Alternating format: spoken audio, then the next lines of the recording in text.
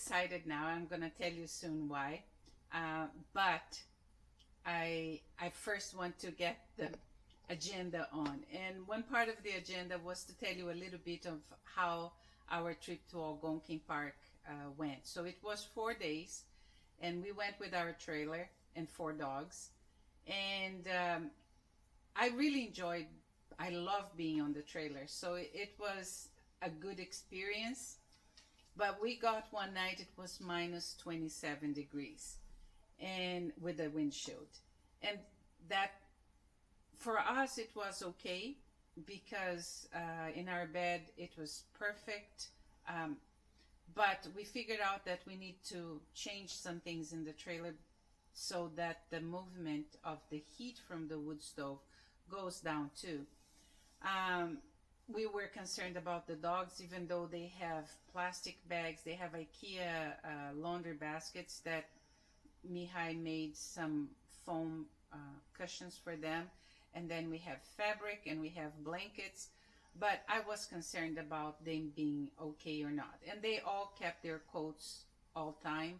And I had an exchange of clothing for them just in case they would get wet. And they did get wet a few times. I was expecting to do more trails, but Mumu got his back paws hurting in the first trail that we did, so no trails. Mihály carried him back to the car, and we decided that we wouldn't do that, right? And we don't leave our dogs by themselves. So that was sort of a bummer, right? Because I really wanted to do the trails, and we normally had our first 2 dogs, Gypsy and Cookie. We used to go to Algonquin in the winter to go around, but maybe this time it was too cold, and that's why Mumu's paws didn't work well. And also they are old dogs now, so they are 11 and 10, so that might contribute to that. I liked camping in the winter. When we were building the house, we finished it during the winter, and we end up getting minus 12 in the trailer without a proper heating system, and it was awful. So this time was better. But when you go camping in the winter, it's much more work. Like, you cannot have water in your pipes. So we had water that we were in tanks, and then we were being very careful to how to the wastewater should go out. So it's a lot of work, and I was really happy, but I have to admit I was happier coming back home and having a home to come back. That was great. And we're going to show some footages of Algonquin Park at the end, and I hope you enjoy. Now, I'm excited because my sister went to Brazil for Christmas. She lives in the U.S. And since last month, I discovered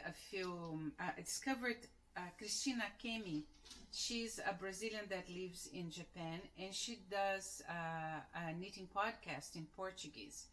And I started watching her, and I really love to hear her because it brings me back home, and it's nice. And also because she put me in contact with a designer that is called Paula Pereira.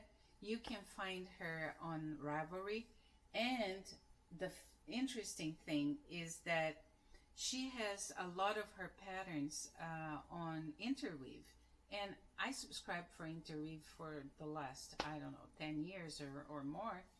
And I think I have to pay more attention to the designer's name because it didn't click, right? And so I went to Ravelry, and I also found some, I Googled her name, and I found some informations on some interviews that she has done and everything. And I saw some patterns of her that I really liked. And through one of these interviews, she mentioned that one of the yarns that she uses is the Fio da Fazenda. It's yarn from the farm. That's what the translation is. But the thing is, when I went to Brazil in October 2019, November 2019, I looked for yarns in the stores and I couldn't find good yarns. Like, all that I found were synthetics or cotton yarns, but no wool. Even though I had bought wool from Brazil, merino wool, in tops, merino wool tops, I couldn't find yarns there. So what was my surprise when she said Fios da Fazenda, and I went and I Googled that and I got distributors, and they have stores all over Brazil, that distributors that sell their fiber, and I found one in Campos do Jordão. Campos do Jordão is very close to Taubaté, São Paulo State, where I come from, where I was born, and my sister is there today. So they went to Campos do Jordão, that is like 1.5 hours from where they are, to the store, and they're buying. They're buying yarn for me, and I'm so excited. I want the border to open because I want to go pick up my stuff at my sister.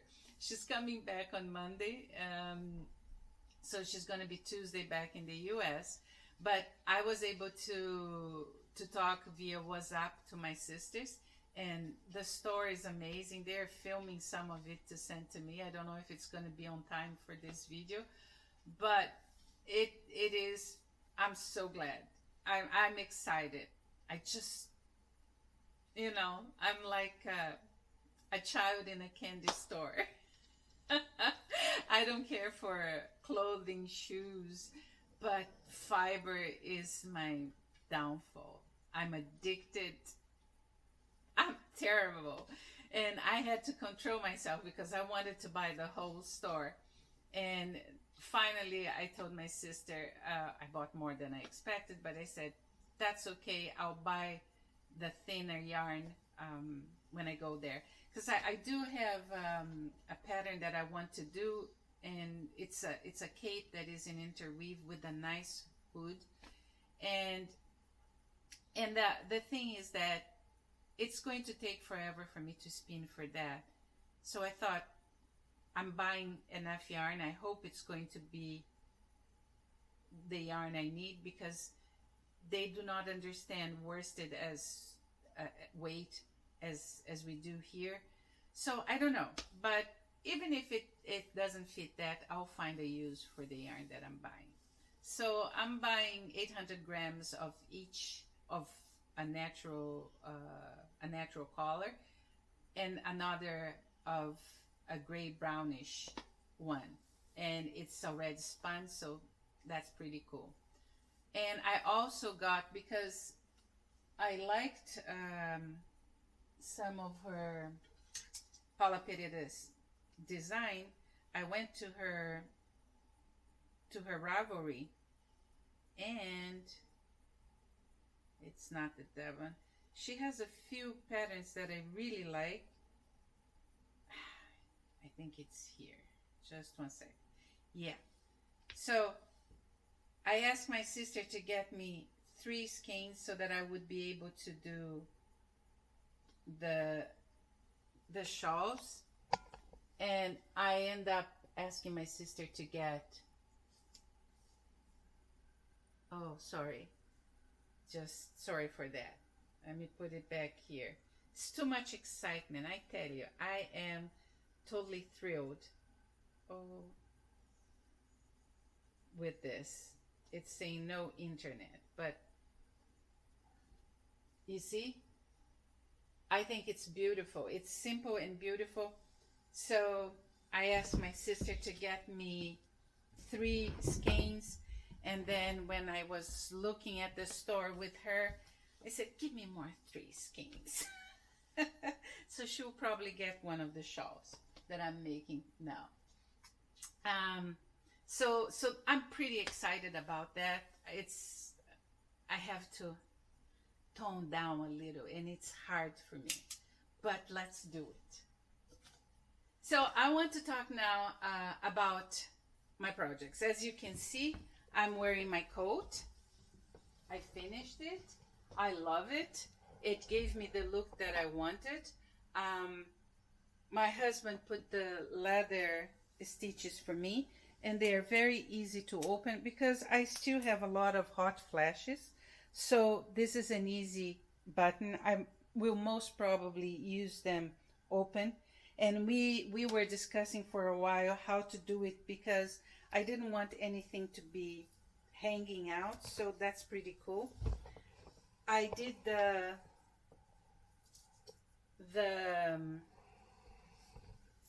facing, and it was really nice. So first of all, it was faster than I thought it was going to be, and the finishing is totally worth it to do it. It's the first time I do facing, and I really, really, really love it. So I recommend, if you have a cardigan, to do the facing as often as you can. I chose the gray only because the sweater itself was already too colorful. So I chose the gray. But as you can see, it gives a better definition. When Tanya's Gray was saying that you have to use a smaller yarn because otherwise it will create this, you see, it goes a little bit out. I have only steam blocked it, right? But in the sweater, I like it. I think if it's for a hat, as she says, it should not do this little curve that it's doing. And the way to avoid it would be to using a thinner yarn and smaller needles, knitting needles, than I used. I used one size less. So I think the whole yarn was a 5, and I used a number 4 needles for this. I could have used a smaller one for that, but I love the effect. I love the sweater. This is that beautiful Romany that I got, amazingly soft, and that I washed, hand dyed, hand spun, everything, and it's really nice. It's cozy, and it is soft. It's very soft for a Romany. It's unbelievably soft. I'm pretty happy. What can I say? I'm still a happy camper. The other project that I finished this year was the Dye in the Ball sweater for the Children of the North. I have to knit many more to make a difference, right? And I have a lot of fiber. So this was an easy one, and I put a video, we're putting a video up on Dye on the Ball, because I like to do on the other videos my projects that go normally from spinning to end to the final project. And that starts because I see a lot of dyeing yarns, but I don't see the final projects. I cannot have an idea on how they turn out. So that's why I decided to do that way. But my husband does have,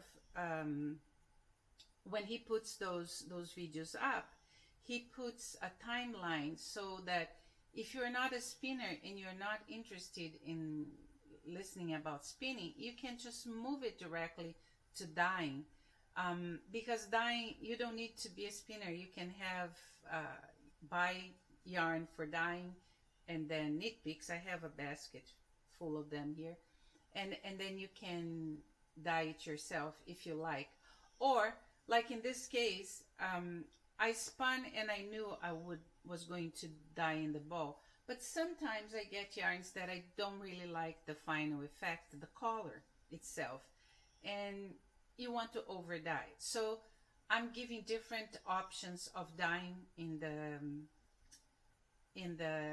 my projects, and dyeing with different ways, like with crock pots or directly on the oven, dyeing the ball. So I'll keep on doing that aside. So I'm not going to talk too much about the knitting of it because I did on that particular film that is coming out, or by the time you get here.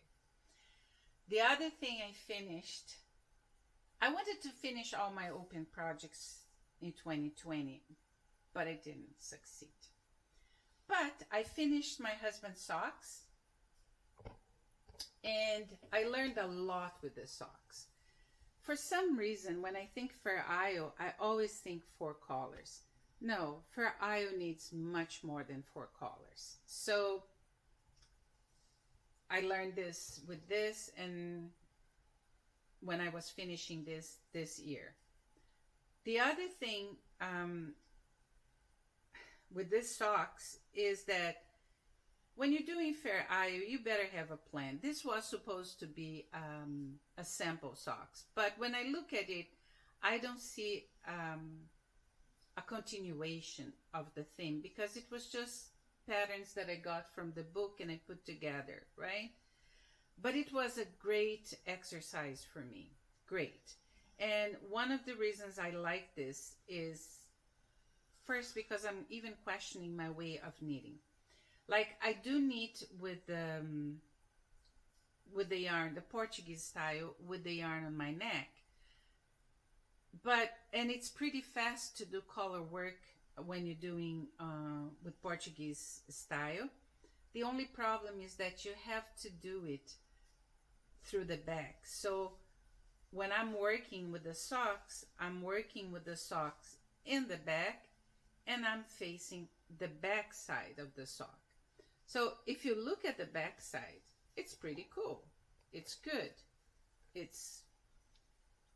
You don't have any problems because you are working on the back, and normally I do tops 3 stitches without blocking it in place, right? But when you're doing that, you cannot see the pattern. And when I finished the sock, I noticed that I had made some mistakes in one of them. But I had already finished it and I didn't want to go back. And my husband loves it anyway. But I can see where the mistakes are. And that was a little bit frustrating. The other thing, and that's why I'm keeping here, when you're doing collar work, there is the yarn dominance. And the yarn dominance is like when it's a clear thing here. Just showing this here. If you see these 2 endings, they turned out different. And I was thinking, why?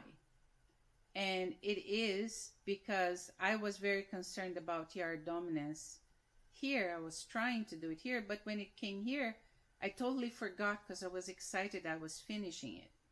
But look at the difference that it makes on the yarn. The yarn dominance is the yarn that goes underneath. So when you were knitting collar work, you have your needle and one yarn goes on the top and the other yarn is going to come on the bottom of the first collar. So the yarn that is on the bottom, it will create a bigger stitch and it will create the collar dominance. So you might have 2 gloves exactly the same, or 2 socks exactly the same pattern with the same yarn, but if in one of them you use to put, let's say if it's black and white, you always put the black going from underneath, and the other you go with the white going from underneath, you're going to get a different pair of socks because the yarn dominance is going to be different, and when you look at it, it's going to be different as this looks, and it looks really different. You see the yellow stitch in this one is very narrow, and in this one it's wider. So this is one problem. The other thing that I thought was interesting, because I was not that much aware of it's not that I wasn't aware, but I was not so focused on doing the yarn dominance, worried about that. If you look at the back side in the bottom, you can also see the difference. You see, you have a normal thing here that was okay, and then you have there this little difference because I changed the yarn dominance there. So for me, these socks were very good in terms of learning that I do need to give some thought before starting a pattern. Like I like to do things on a whim, but that was not a good idea. It's okay because it was an experiment, so I appreciate that. But so it's better to have a sequence. So you better think in your patterns before you start doing the socks. I have to be more careful with yarn dominance. The other thing is I'm trying to find a better way to knit in a way that I can look the pattern. If it's a pattern that you are not so concerned about if it's an easy pattern, it's a repetition pattern, then it's okay because you're going to get it all right. But the basic of Fair Isle is to have diagonal lines on your work, so they're not going to be the same. So anyway, the socks are very, very warm. They're funky. My husband loves funky socks. It's funny because every funky sock that I make, he is the one that is going to be the receiver, and he loves them. So this was a lot of learning, and it was great. I'm very happy I did that.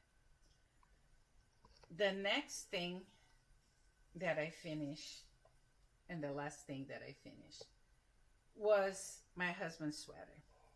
So I think I started this 2 years ago, and because I didn't know how I was going to do the top part, I was thinking I'm going to do raglan, but I wasn't sure I was going to get the right measurements and stuff, so I ended up postponing it. But because I told in the previous YouTube that I wanted to do it, I did it. I finished it. And it's really nice and warm and soft. I think it might have a tendency to peel because the fiber was very slightly twisted, and I tried to felt it a little bit when I'm dyeing or washing, and it turned out really nice. But I had my husband putting it on like a zillion times, and I think it turned out, I love it. I love it. It's very warm. It's cozy. It hugs you when you put it on. I put it on. The only thing for me is the sleeves are too long. I think even for him, the sleeves are going to be a little bit longer. Like for me, they are this much too long. But he put it on and he loved it, and so do I.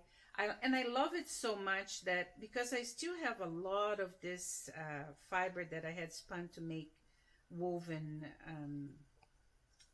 blankets, I don't know if I'm going to really weave them or if I'm just going to knit, because as you can see, it becomes, with this pattern, it becomes a very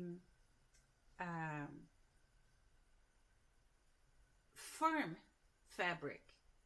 So I don't know, I have to check some other patterns and look at it, and that's going to be great. So I really love it. Really love it.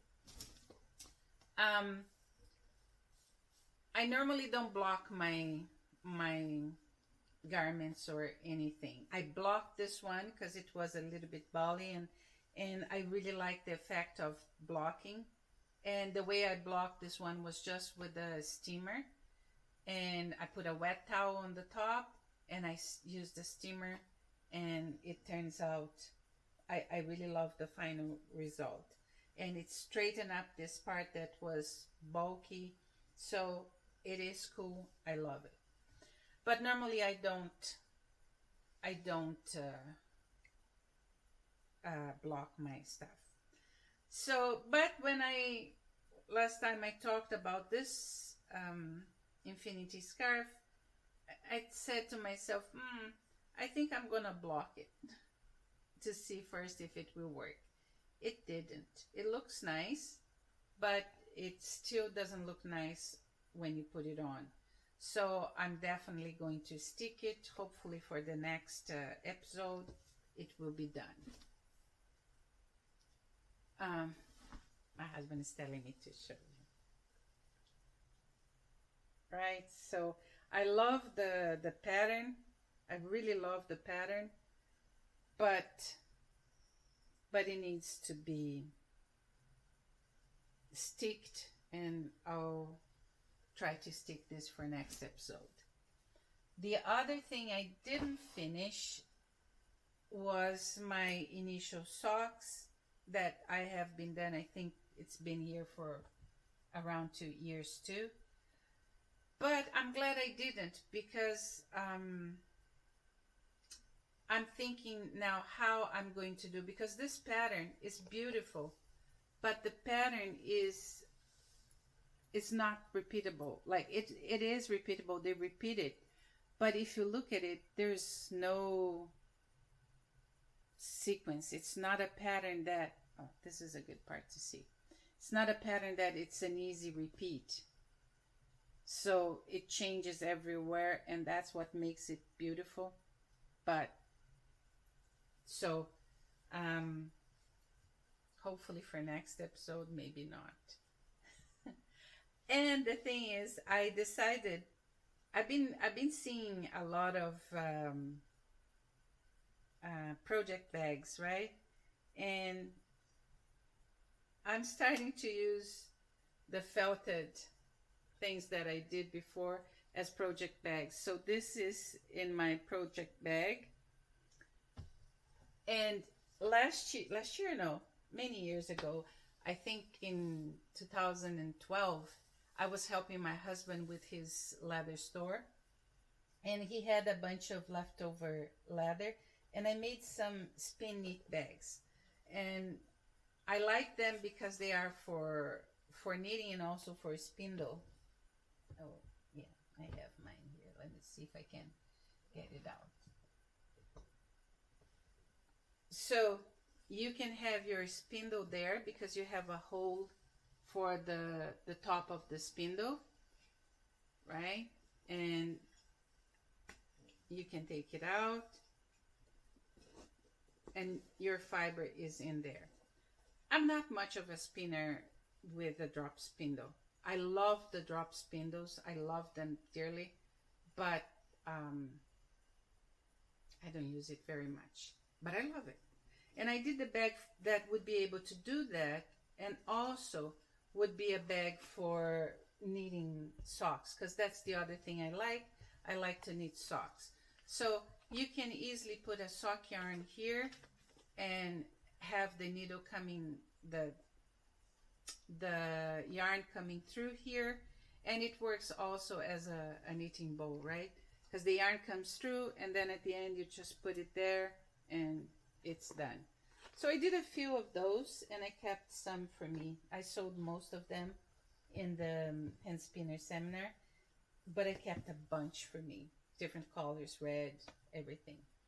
And so my other bow I'm also using for a yarn project, but I'm going to talk about this project soon.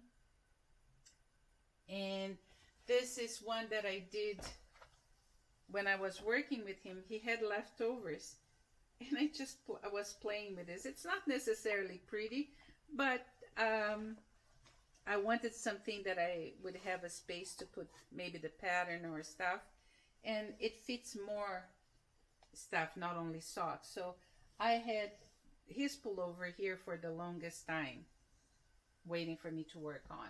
And I think I'm going to start working more on having project bags. I really like that.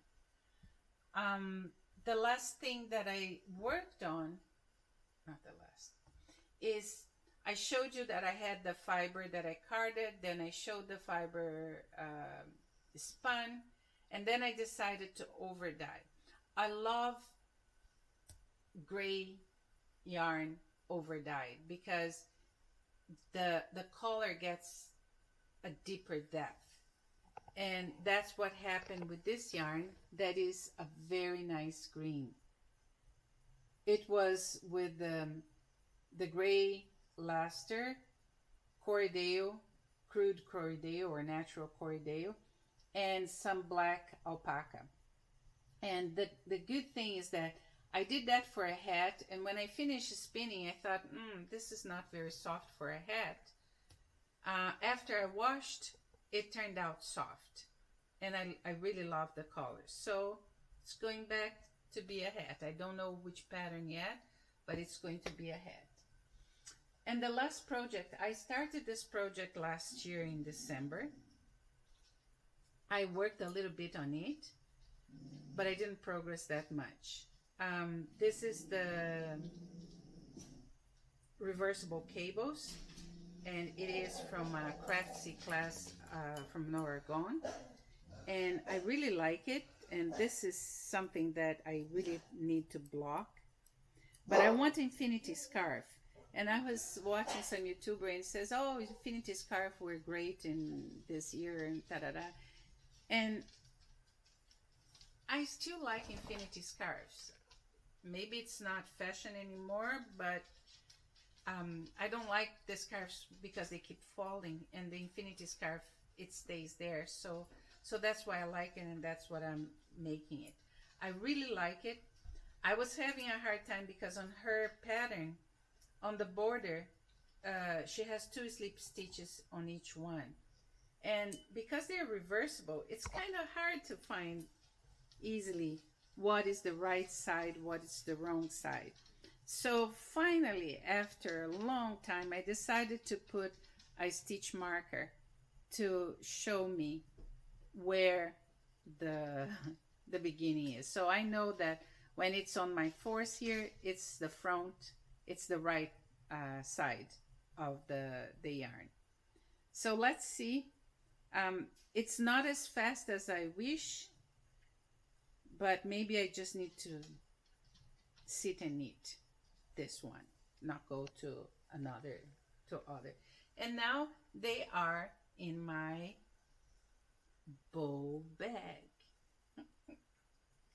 So it's pretty cool. I can leave near my sofa, and I think they look good. And I have my bag there. So December, the way we do things here, Mihály says what he wants, and we got what he wanted, and then I didn't know what I wanted because I really don't need anything, or what I wanted was way too expensive, and I wouldn't be able to get it anyway because it's in the US. It's electric spinning wheel. So we went to a yarn store near me in Huntsville, and I got some fiber. We were to get fiber. My problem, like today when my sister is there, is that I am a compulsive buyer of fiber. I know what I want, but sometimes I get blind. So I knew I didn't want superwash. I knew I didn't want speckled or variegated yarn. I wanted a solid color because what I wanted was a sweater with a yoke on top, and I was thinking Fair Isle. And when I saw this blue, I thought, wow, that's the yarn I want. Then when I got home, I saw that it's 40% wool and 10% nylon and the other 50% synthetic. I don't know what's synthetic. And I'm over my synthetic phase. One, rolling. So it is 50% acrylic, 40% wool, 10% nylon. And I just saw it's made in China, but I'm now thinking that I should buy Chinese things only when I visit China. hopefully soon. So I was a little bit disappointed when I got home because I don't want synthetic yarns, and I saw wool.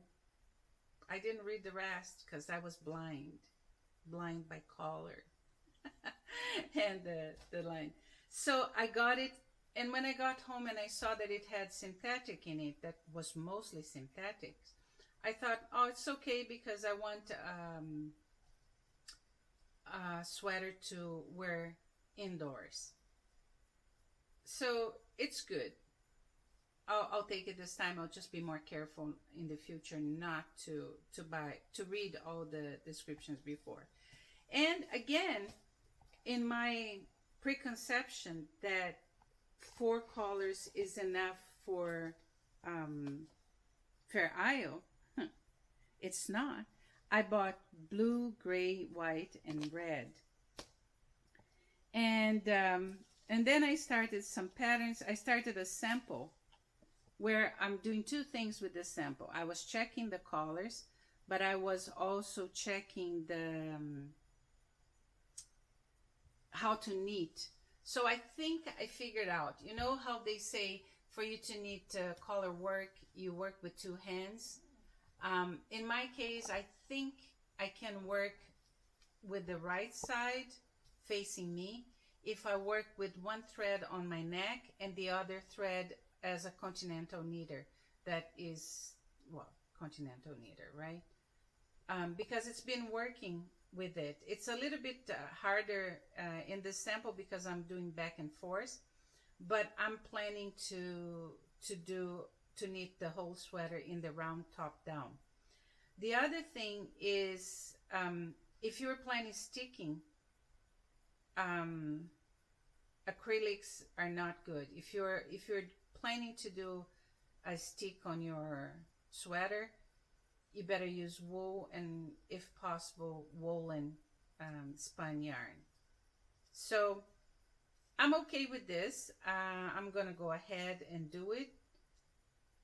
And then the other interesting thing is that when I was checking Paula Pereira, because I went to check her patterns, I found some patterns that I really liked, but I found this pattern that it's so cool. It's just that it's a book.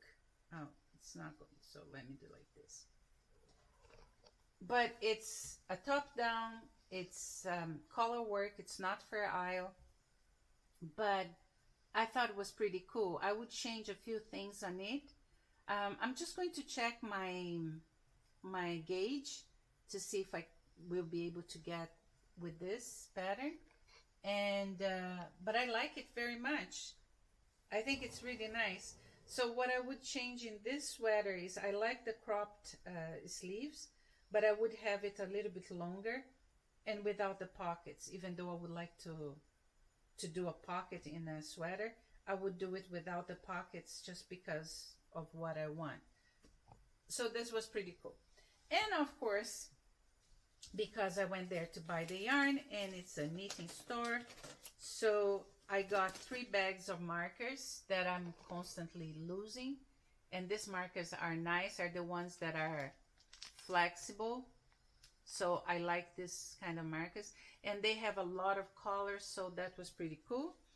And I also got myself a shawl pin. And I love it. I really love it. Because I discovered that I love shawls somehow. So I'm very glad with this. Those are my Christmas gifts. Also, I don't know if you watch Fruit Knitting. I start going to, normally they have, each two weeks they have a new show. And because of Andrew's health issues, they are not being able to do that often. So I start watching old shows, and even to watch the last episode again. And I found some patterns that I liked. And I think I'll do this one. And maybe not for me. I was thinking for my sister. But I really think it looks like my sister Emilia. And then on the, not the last episode, but one previous to that, their daughter was wearing this pattern from, both parents are from Mary, what's her name? Mary Wallen, I think. Marie Walling or Mary Walling. And they're beautiful. And also, if you are a patron of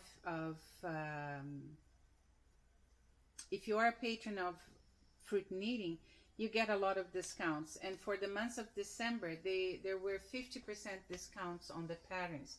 So I don't know when I'm going to knit this, because I do need to spin all the yarn for this, but it's on my plan. This one, I bought my yarn scale from the US, and Amy was great. She put it on the mail the following day, but it got to Chicago on December 7th, and it's still not here.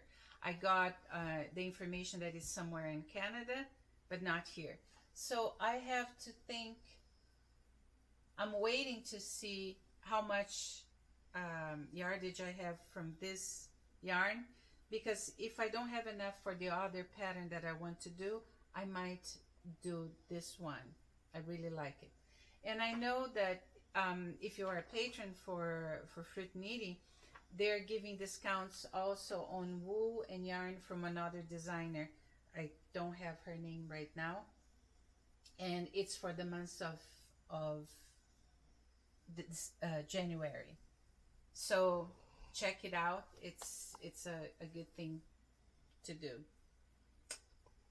So pretty much that's what I had for today. I plan to do other things, but I would like to finish at least the main 3 patterns, and I'm really looking forward to finish my sweater. I haven't started it yet. So hopefully I'll have some progress on the rest on the next episode. It's a new year, new hopes, new possibilities. So I'm very positive. I'm grateful. I'm alive. I'm happy. This is going to be a great year for all of us. So thank you for watching, and I see you next time.